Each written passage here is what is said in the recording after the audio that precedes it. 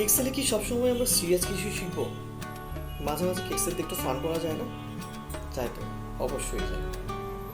সবসময় যে এক্সেলে আপনার খুব সিরিয়াস বিষয় শিখতে হবে, কে বলেছে বলুন তো? মাঝে মাঝে এক্সেল দিয়ে কিছু প্র্যাঙ্কও করা যেতে পারে, তাই না? আর মাঝে মাঝে আপনার কলিগকে বা আপনার ফ্রেন্ডকে বা আপনার কাছে মানুষকে এক্সেলের ম্যাজিকও তো দেখাতে পারেন। যখন আপনি ম্যাজিকগুলো দেখাবেন তখন কিন্তু সে অবাক হয়ে যাবে এবং এতটুকু নিশ্চয়ই ভাববে যে আপনার ভিতরে অন্তত ন্যূনতম ক্যালিবারটুকু আছে, না হলে আপনি এই ম্যাজিকগুলো দেখাতে পারতেন না তাকে। সো চলুন বন্ধুরা, আজকে আমরা এক্সেলের সিরিয়াস কিছু শিখবো না। আজকে আমরা এক্সেলের সম্পূর্ণ সাধামাটা বাট অসাধারণ কিছু ম্যাজিক্যাল মোমেন্ট শিখবো। এবং তার সাথে আমি আরও একটা মজার জিনিস আপনাদেরকে দেখানোর চেষ্টা করব, সেটা হচ্ছে ছোট্টবেলার নামতা পড়েছি না, সেই নামতাগুলোকে আরেকবার রিমাইন্ড করবো।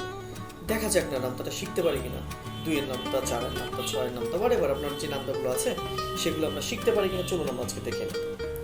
তো বন্ধুরা, ভিডিওটি শুরু করার আগে আপনাদের কাছে রিকোয়েস্ট করছি যে যদি ভিডিওটা দেখার মাঝখানে আপনাদেরকে ভালো লাগতে শুরু করে, একটা সাবস্ক্রাইব আশা করতে পারি, লাইক আশা করতে পারি, শেয়ার আশা করতে পারি।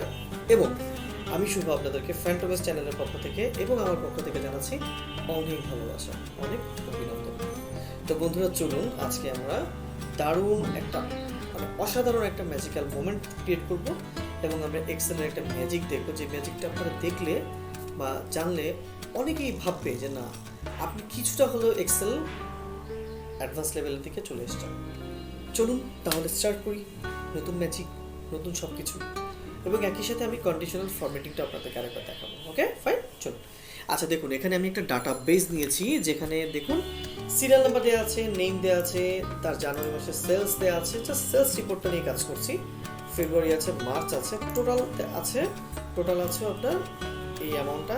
এবং দেখুন এখানে আমি একটা কনফিগার করে রেখেছি নিড ইমপ্রুভমেন্ট গুড। দেখুন এটা এক ধরনের কালার হয়ে আছে এবং এটা এক ধরনের কালার হয়েছে, এটাকে বলা হয় কন্ডিশনাল ফরম্যাটিং। মানে আমি বোঝাতে চেয়েছি যে যদি তার স্যালারিটা বা তো যদি স্যালারি বলে, যদি তার টোটাল 3 মাসের সেলসটা যদি 15,000-এর উপরে হয় তাহলে সে গুড। আর যদি 15,000 মানে বিলো 15,000 হয়, দেন তার নিড ইমপ্রুভমেন্ট বা তার ইমপ্রুভমেন্টের প্রয়োজন আছে। এটা আমি কিভাবে বুঝবো? এটা হচ্ছে আমার যদি অনেক লক্ষ লক্ষ এমপ্লয়ি থাকে বা হাজার হাজার থাকুক, আমার ওই ডাটাবেসটাকে সুন্দরভাবে বোঝানোর জন্য আমি এই কন্ডিশনাল ফরম্যাটিংটা ব্যবহার করতে পারি, যে কারা রেড জোনে আছে, কারা গ্রিন জোনে আছে। ফাইন, তো চলুন আমরা তাহলে আলটিমেটলি দেখে নিই।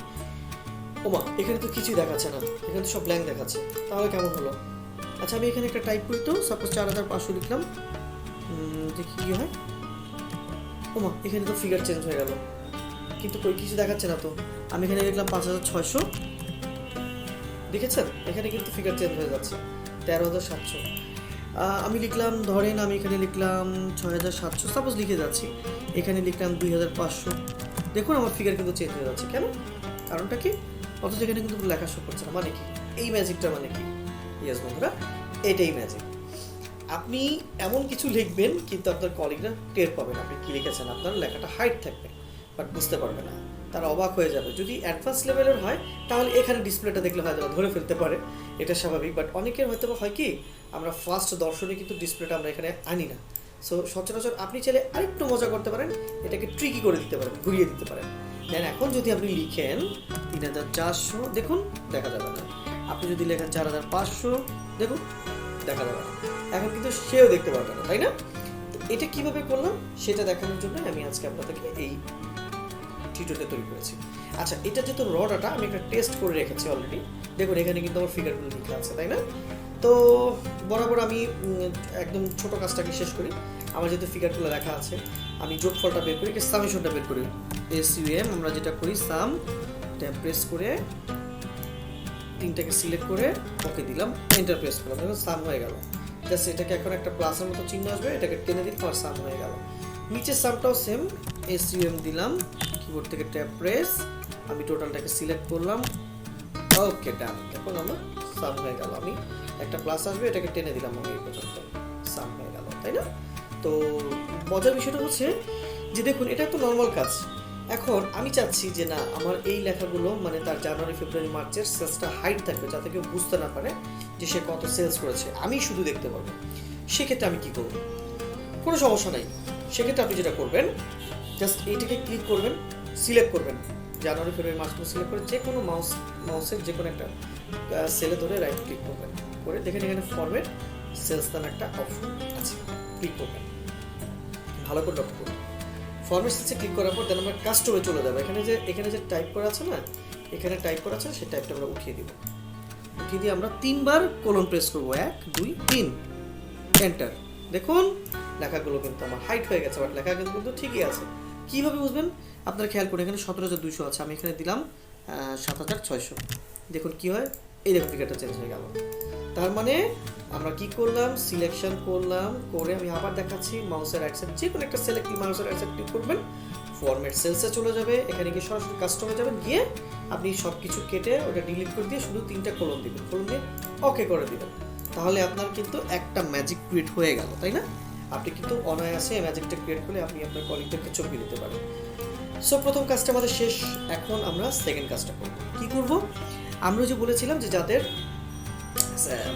3 মাসের সেলসটা 50,000 এর উপরে, তারা হচ্ছে গ্রিন জোনে থাকবে, আর মানে তাদের পারফরমেন্স গুড, আর যারা ব্যাড তারা তো ব্যাড, 15,000 নিচে হলে। তাহলে কীভাবে করবো সেটা করবো কন্ডিশনাল ফরম্যাটিং দিয়ে। আমরা এই সেখানে একটা সমান দিলাম, অথবা সমান না দিলেও হয়। আমরা এখানে ক্লিক করলাম, ক্লিক করে আমরা কন্ডিশনাল ফরম্যাটিংয়ে চলে যাব।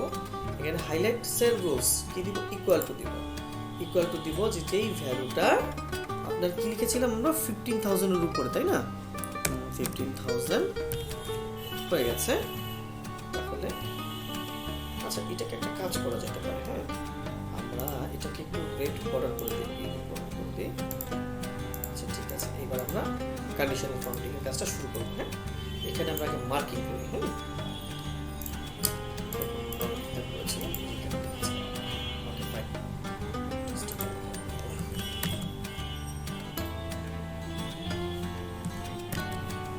তো কন্ডিশনাল ফরম্যাটিংটা ফেলার আগে আমরা একটু ইফ ফর্মুলাটা করে নিই। ইফ ফর্মুলাটা যদি আমরা করি সেক্ষেত্রে আমরা কিন্তু মানে রেজাল্ট অনায়াসে বের করতে পারবো। কীভাবে দেখুন, আমি জাস্ট আপনাদেরকে বোঝানোর সুবিধার জন্য বলছি যে সমান দিলাম ইফ, খেয়াল করবেন, যদি আমার এই ভ্যালুটা গ্রেটার দেন অথবা সমান যদি 15,000 হয়, আমি ধরে নিলাম 15,000 একটা ইনিশিয়াল মান, তাহলে ডাবল ইনভার্টেড, এটা হচ্ছে good, double inverted close comma, then আবার ডাবল ইনভার্টেড, তাহলে ব্যাড, অথবা নিড ইমপ্রুভমেন্ট দিয়ে দিচ্ছি। হ্যাঁ, নিড ইমপ্রুভমেন্ট দিলাম, ডাবল ইনভার্টেড কমা দিয়ে ক্লোজ করে দিলাম। দেখুন তার মানে নিড ইমপ্রুভমেন্ট। এখন যদি আমি এটাকে টেনে দেই, দেখতে পাচ্ছেন, তাহলে কি হলো, নিড ইমপ্রুভমেন্ট ওর 28,000, নিড ইমপ্রুভমেন্ট ওর 17,700, তার মানে গুড। আমি কি করছি, ফর্মুলা ইউজ করেছি এখানে। হ্যাঁ, ইফ যদি সমান ইফ যদি এই ভ্যালুটা গ্রেটার দেন অথবা 15,000 হয়, দেন সে হচ্ছে গুড, আর না হলে সে ব্যাড, নিড ইমপ্রুভমেন্ট। এখন সাপোজ দেখুন একটা ম্যাজিক্যাল ভ্যালু, দেখুন এখানে আমি যদি 8,500 দিই, দেখুন ভ্যালুটা চেঞ্জ হয়ে যাবে, তার সে কিন্তু গুড হয়ে যাবে, তাই না?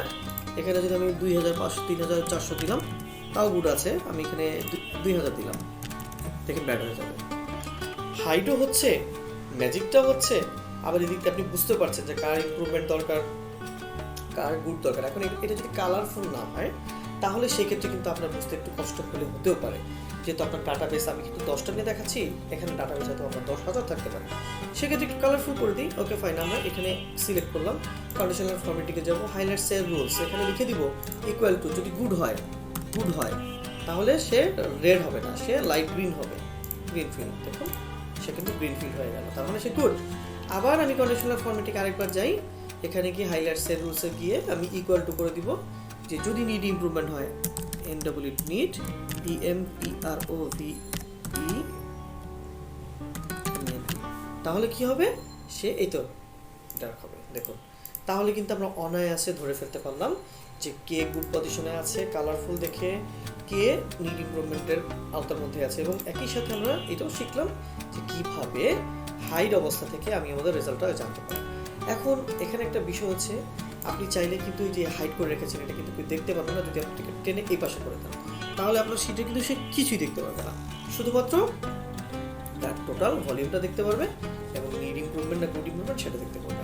কি বন্ধুরা, মজা লাগলো না? বিষয়টা আমার কাছে কিন্তু মজা লেগেছে, এই টিউটোরিয়ালটা তো আমার কাছে মনে হয়েছে যে না, এটা খুব দারুণ একটা বিষয়। আপনারা চাইলে কিন্তু এই ট্রিক্সটা শিখে আপনারা আপনাদের কলিগকে বা আপনারা ফ্রেন্ডসকে কিন্তু আপনারা ভরকে দিতে পারেন। তো এটা ছিল একটা ট্রিক্স যেটা আপনারা হিডেন বলতে পারেন বা একটা মজার ট্রিক্স উইথ কন্ডিশনাল ফন্টিং। আজকে আরেকটা দেখুন নামটা দেখুন তো, এই যে 2 এর নামটা আছে, 4 এর নামটা দেখুন, নামটা কি 2 দুগুণে 4, 3 দুগুণে 6, 4 দুগুণে 8, 5 দুগুণে 10, 2 এর নামটা, 3 এর নামটা, মানে 1 থেকে 20 পর্যন্ত নামটা কিন্তু আমি দেখাচ্ছি। হ্যাঁ, এটাও আজকে আমি আপনাদেরকে শেখানোর চেষ্টা করব। আই হোপ যদি কপাল ভালো থাকে এটা হতেও পারে। সো চলুন আমরা একটা শিট তুলতে চাই। প্রথমে আমরা কি করব, আমরা এ থেকে এস পর্যন্ত মানে 20 পর্যন্ত সিলেক্ট করব, 10টার পর্যন্ত সিলেক্ট করব, যেহেতু নামটা আমরা 2 থেকে 20 পর্যন্ত দিব এবং 10 থেকে সিলেক্ট করব সেটাই করতে পারি। হ্যাঁ, তো প্রথমে আমরা কি করব, একটু বর্ডার দিয়ে নিই, একটা বর্ডার দিয়ে নিই। এখন দেখতে পাচ্ছেন যে আপনার অনেকগুলো রো কিন্তু বেশি হয়ে গেছে। আমরা পুরোটাকে সিলেক্ট করে আমরা এইটাকে একটু কমিয়ে নিয়ে আসি, হাইটটাকে কমিয়ে নিয়ে আসবো, আমরা 3.5 করে দিলাম। দেখুন আমার 3.5 চলে এসছে। কাজটা আমি আরও একবার দেখাচ্ছি আপনাদের বোঝার সুবিধার জন্য, আপনারা বুঝতে সুবিধা হবে। এ থেকে এস পর্যন্ত সিলেক্ট করার কারণটা এই, আর 10 পর্যন্ত সিলেক্ট করার কারণ হচ্ছে আমি 2 থেকে 20 পর্যন্ত নামটা বলবো, তাই না? সো আমাকে একটু সিলেক্ট করতেই হবে। 10 পর্যন্ত সিলেক্ট করলাম। এখন আমি প্রথমে বর্ডার দিয়ে দিব।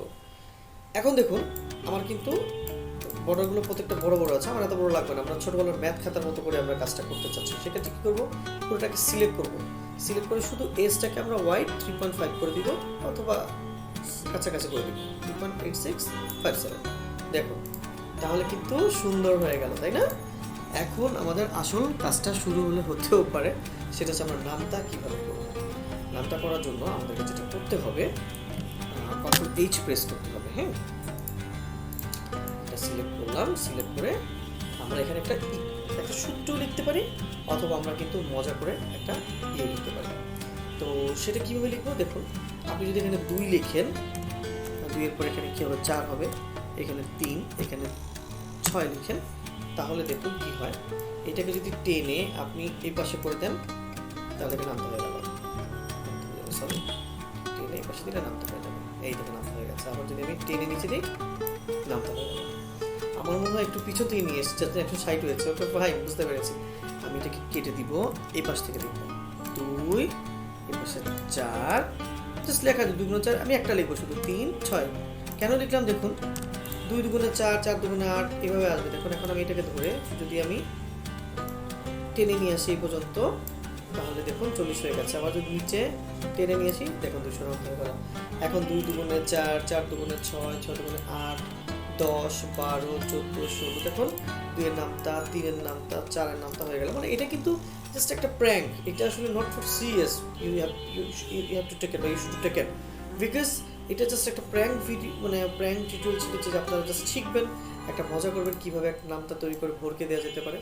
এটা একটা জাস্ট নাথিং এলস, এটা একটা মানে এমনি জাস্ট একটা প্র্যাঙ্ক ভিডিও ছিল। সো বন্ধুরা, আমরা এটা হচ্ছে মজার যে ইম্পর্টেন্ট আমরা শিখলাম, সেটা হচ্ছে এখানে হাইট রেখে কীভাবে আপনি মিস্টার আবু তালেবের আপনি নিড ইমপ্রুভমেন্ট শিটটা বের করতে পারলেন, বা কাশেম আলী গুড সেটা বের করতে পারলেন। এটি ছিল মোস্ট প্রবাবলি আজকে ইম্পর্টেন্ট টিউটোরিয়াল। সো বন্ধুরা, আশা করছি আজকে টিউটোরিয়াল আপনাদের ভালো লাগবে, অনেক বেশি ভালো লাগবে। আর যদি ভালো লেগে থাকে, তাহলে ওই যে আবারও বলছি, সাবস্ক্রাইব করবেন, লাইক করবেন, শেয়ার করবেন, কমেন্টস তো অবশ্যই করবেন। আমি চেষ্টা করব ইন ফিউচারে আপনাদের মাঝে আরও সুন্দর সুন্দর tutorial, tips and tricks, basic knowledge সংক্রান্ত যা যা আছে সব আমি আপনাদের মাঝে হাজির করার চেষ্টা করব। সো বন্ধুরা, আজকে এই পর্যন্তই। ভালো থাকবেন। আসসালামু আলাইকুম।